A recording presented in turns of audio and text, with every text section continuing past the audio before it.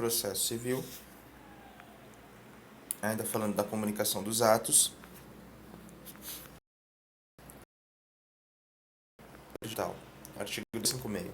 A citação por edital será feita quando desconhecido ou incerto o citando, quando ignorado, incerto ou inacessível o lugar em que se encontrar o citando.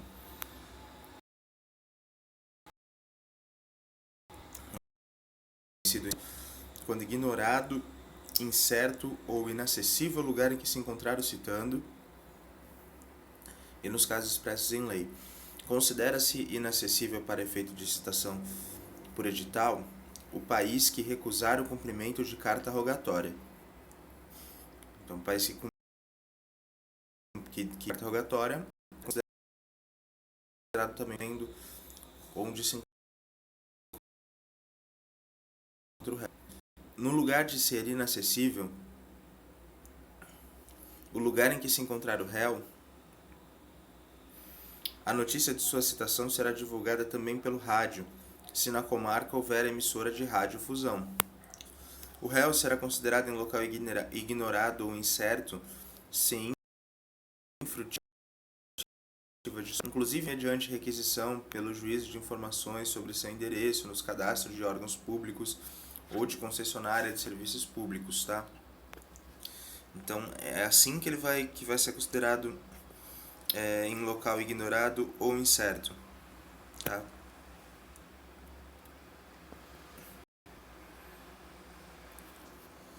São requisitos digital. 1. Ou a certidão do oficial informando a presença das circunstâncias autorizadas. 2. A publicação do edital na rede mundial de computadores, no sítio do respectivo tribunal e na plataforma dos editais do Conselho Nacional de Justiça, que deve ser certificada nos autos. A determinação pelo juiz do prazo que variará entre 20 e 60 dias, fluindo da data da publicação única ou havendo mais de uma da primeira. A advertência que será nomeado curador especial em caso de revelia.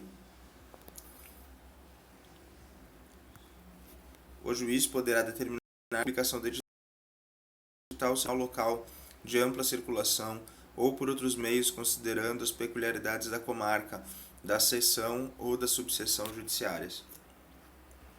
A parte que requerer a citação por edital, alegando dolosamente a ocorrência das circunstâncias autorizadoras para sua realização, incorrerá em multa de 5 vezes o salário mínimo, tá? 5 vezes o salário mínimo. A multa reverterá em benefício. Serão publicados editais: 1. Na ação de usucapião de imóvel. 2. Na ação de reparação ou substituição de título ao portador. Em qualquer ação que seja necessária por determinação legal, a provocação para a participação no processo de interessados incertos ou desconhecidos. Serão publicados editais na ação de usucapião de imóvel, na ação de recuperação ou substituição de título ao portador, em qualquer ação que seja necessária por determinação legal a provocação para participar no processo de interessados incertos ou desconhecido.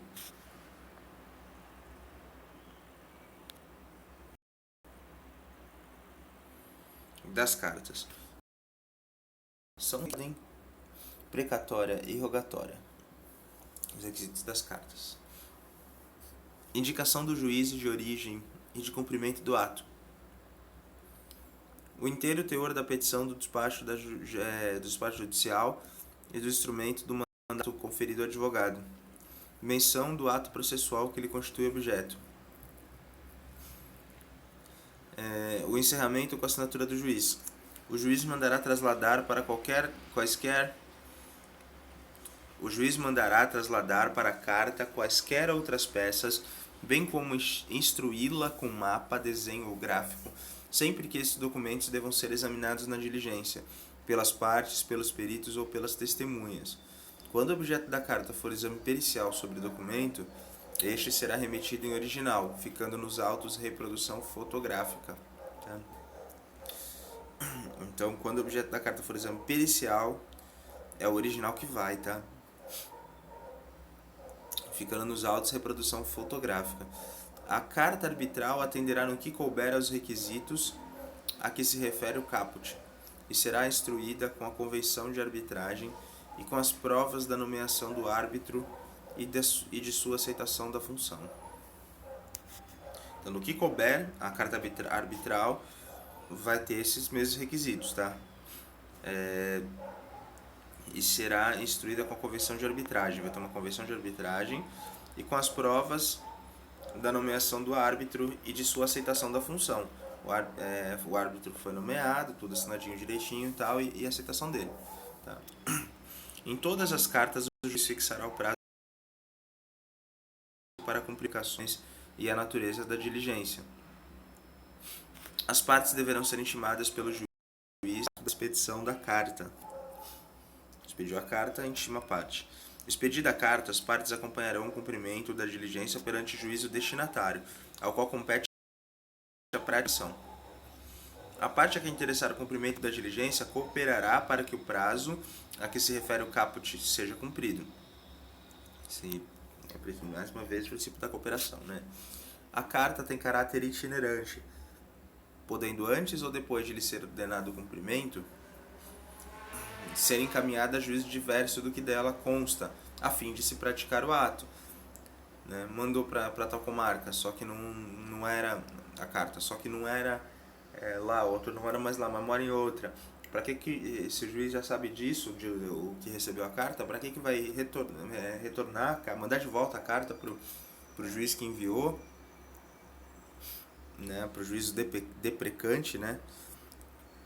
O próprio juízo deprecado envia a carta direto para a comarca onde se encontra o réu,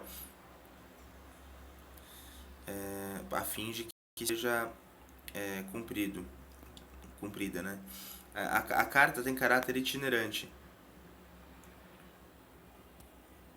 Esse que eu acabei de ler, que é o ato. O encaminhamento da carta a outro juízo será imediatamente comunicado ao órgão expedidor, que intimará as partes. É a continuação desse artigo. Inicialmente ser expedidas por meio eletrônico, caso em que a assinatura do juiz deverá ser eletrônica, na forma da lei. A carta de ordem e a carta precatória por meio eletrônico por telegrama conterão, em resumo substancial, os requisitos mencionados no artigo 250, especialmente no que se refere à aferição da autenticidade.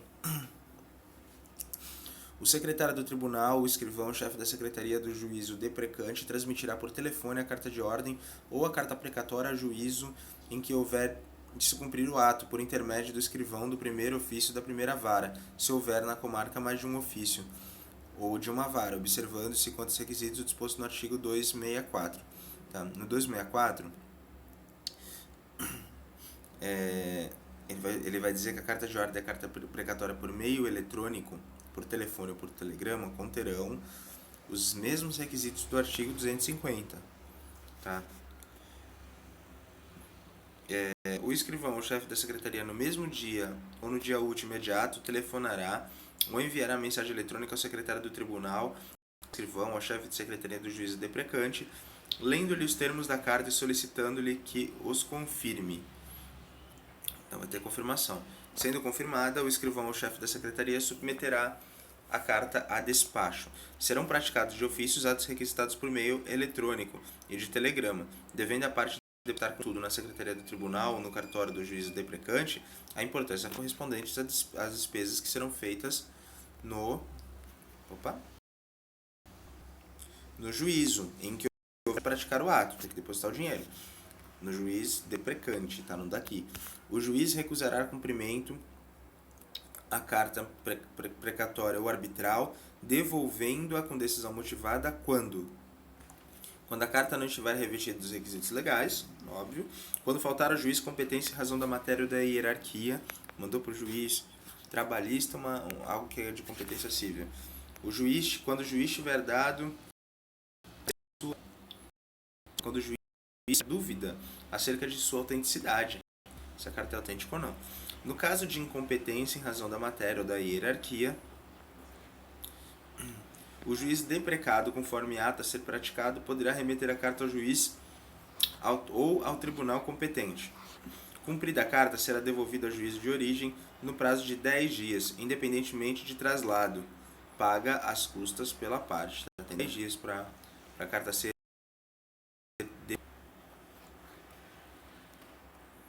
Intimação é o ato pelo qual. Agora, intimação é o ato pelo qual dos atos e dos termos do processo. É facultado ao advogado promover a intimação do advogado da outra parte por meio do correio, juntando aos autos a seguir cópia do ofício de intimação e do aviso de recebimento. Então, o próprio advogado da outra parte agora pode intimar, tá? Vai ter que por meio do correio, ele vai ter que juntar o AR, tá? Cópia do ofício de intimação e tá nos autos. O ofício de intimação deverá ser instruído com cópia do despacho, da decisão ou da sentença.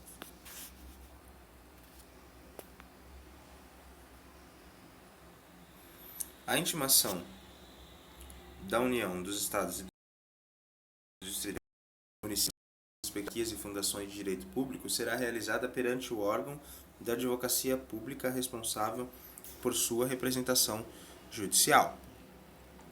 As intimações realizam-se sempre que possível por meio eletrônico na forma da lei.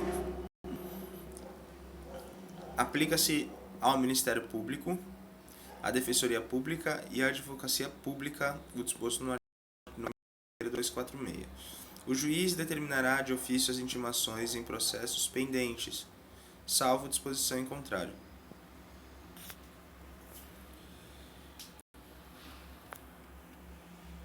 Quando não realizadas por meio eletrônico, consideram-se feitas as intimações pela publicação dos atos no órgão oficial.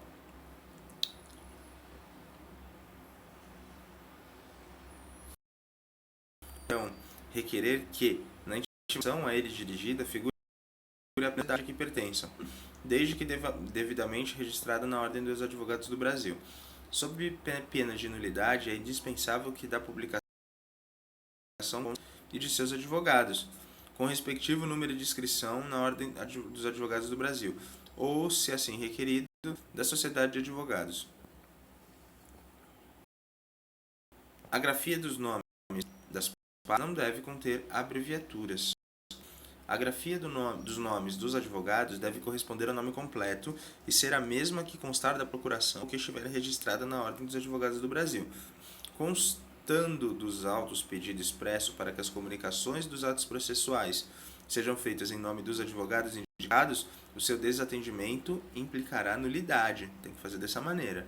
A retirada dos autos do cartório ou da secretaria de carga pelo advogado, por pessoa que é a pedido do advogado ou da sociedade de advogados, pela advocacia pública, pela defensoria pública, pelo Ministério Público, a carga, tá, pelo processo, implicará a intimação de qualquer decisão contida no processo retirado. Já é a intimação, ainda que pendente de publicação.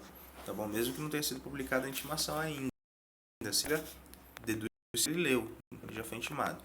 O advogado e a sociedade de advogados deverão o respectivo credenciamento para a retirada de autos por preposto.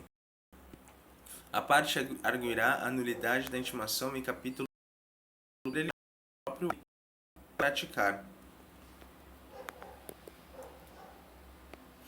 o qual será tido por tempestivo se o vício for reconhecido. Então a parte arguirá a nulidade da intimação em capítulo preliminar do próprio ato que lhe cabe a praticar, tá? A própria parte. O qual será tido por tempestivo se o vício for reconhecido. Não sendo possível a prática imediata do ato diante desses autos, a parte da íntima, caso em que o prazo será contado na intimação da decisão que a reconheça. Se inviável a intimação por meio eletrônico e não houver na localidade publicação em órgão oficial, incumbirá ao escrivão ou chefe de secretaria intimar de todos os atos do processo advogados das partes pessoalmente, se tiverem domicílio na sede do juízo, e por carta registrada com aviso de recebimento quando forem domiciliados fora do juízo. Então, no caso, a intimação dos advogados da parte, a regra é eletrônica, mas se for inviável, aí tem que ser pessoalmente. E depois por carta registrada.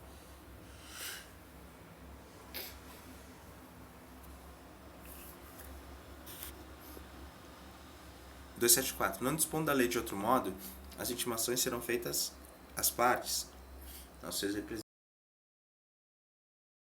legais, demais sujeitos do processo pelo correio,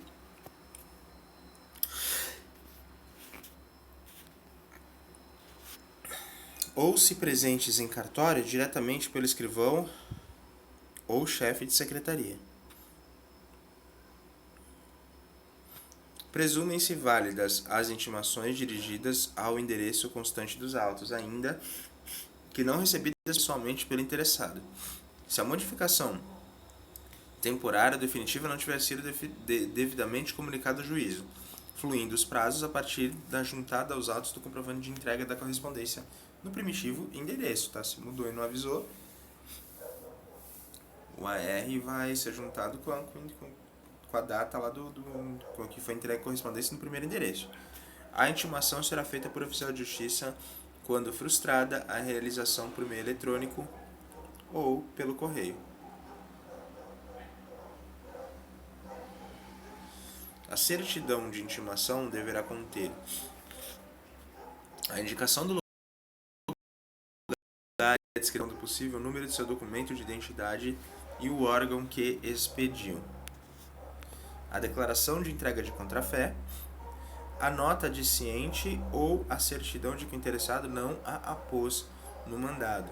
Caso necessário, a intimação poderá ser efetuada com hora certa ou por edital. A intimação também pode ser por hora certa ou por edital, tá?